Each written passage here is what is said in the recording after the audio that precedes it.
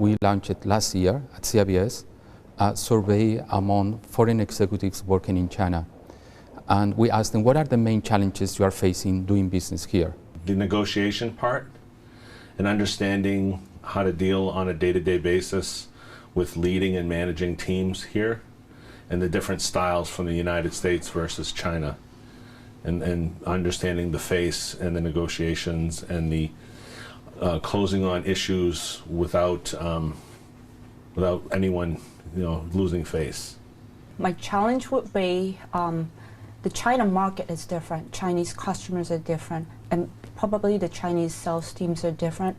But it's very difficult for me to understand, and also to make the headquarters to understand the difference is very challenging. I find actually that the main challenge is to do change management. So we already have an existing structure in China, but as the market develops and as our business here in China also develops over time, there's a need to be able to change the organization, the way that the organization is structured, the way it is organized, the type of people that we have in the organization. So that for me has been the most important focus area. The major challenge, and actually I think the course of doing business in China, the program, it's to understand cultures. I think one of the main issues for the Westerns is to understand the culture and how to behave, how to be respectful in your country, and to do things properly. Finding and retaining human resources. And that is a challenge that confirms other research that has been done in this sense. And it's also a challenge that affects Chinese companies. So it's a very general topic. The second challenge, the second concern that these executives expressed in this survey was raising costs in China. Labor costs, resources, natural resources. It seems that there is a trend of increasing costs in the country, which means that they have basically to adapt their strategies. China is becoming less and less attractive as an outsourcing center, a cheap place where you can manufacture goods. And it's becoming more important as a market to sell your products. Yeah? So here there is an important shift in the orientation of many of these organizations.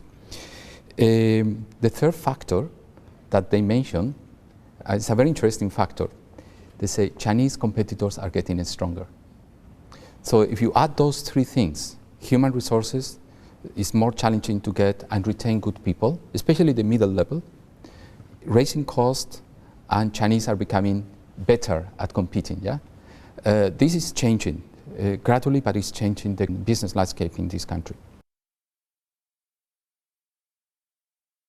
It's a 4-day program, and it's addressed to give them a head start, helping to avoid mistakes that we have seen that made by other foreign executives.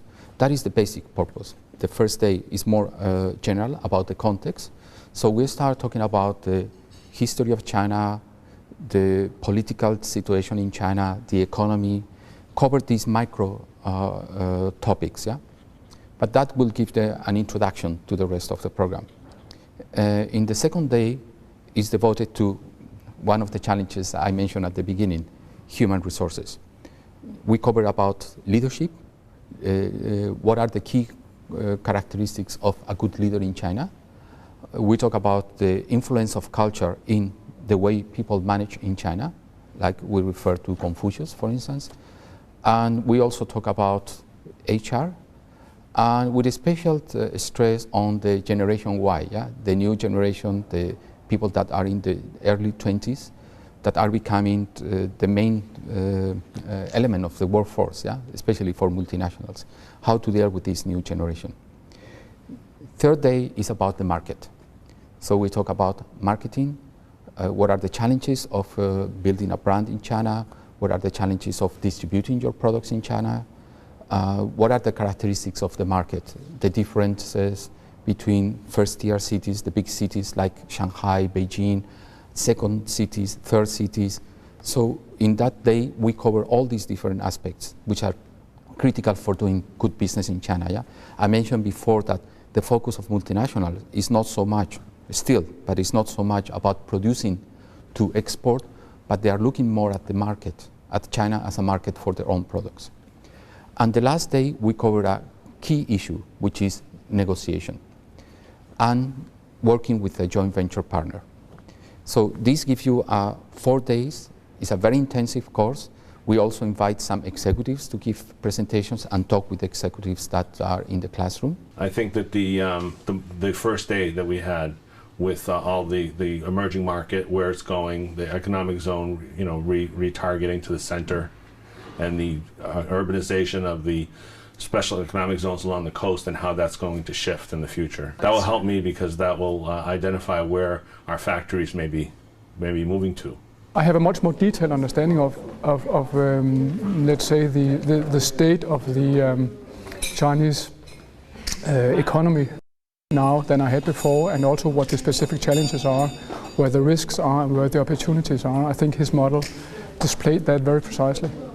Many of the information that I got here is not possible to get in Japan, especially there is a lot of writings and articles about Chinese politics and also Chinese plans, 5-year plans, but I don't get the more context, what's behind it, what's next to it. But I got the very detailed and most of all, a lot of viewpoints about what they think, what Chinese people think, and that's very helpful. The first one that I've learned, definitely, it's China. It's a matter of timing, of have patience, of understand the culture, understand the way of doing business. It's not like the Western do it. We are very much. We have nowadays, after this course, I think there's more to learn about China, about doing business in China, that to bring. I mean, we're very skilled in a few things that are probably very good for the Western side, but still we have to work on understanding the new skills that we have to learn from the Chinese to make things happen here. An important part of the program, because it's not only about listening to the professors, we want to get the participants to share. So we ask them to, every day in the morning, to reflect about what we listened in the day before. What are the key issues?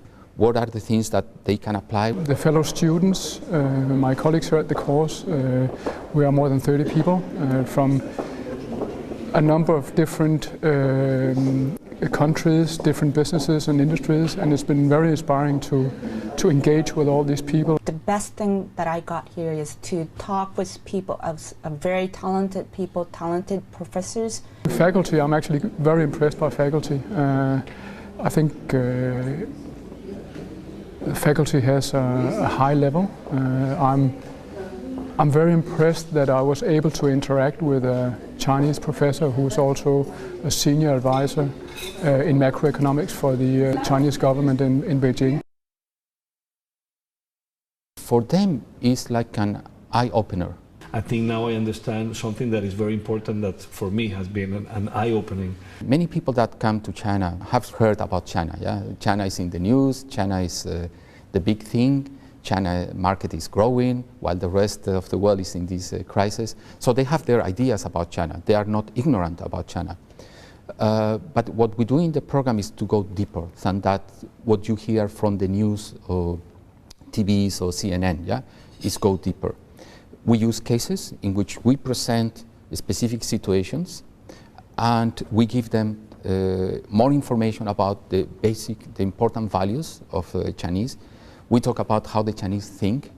I think it's going to help me understand the differences better, not knowing that it really identified and solidified the differences within China, and not make me step back and not look at China as a whole, but look at China as a number of pieces that are different, that you have to work with in different ways. From a political way of looking at your country, and from a financial and economic information that you're sharing now, is completely different than what we taught in the Western countries. It's not the same thing when you see I would say, the weight that China has in the world. According to China, is much more important than the way that Western countries see China.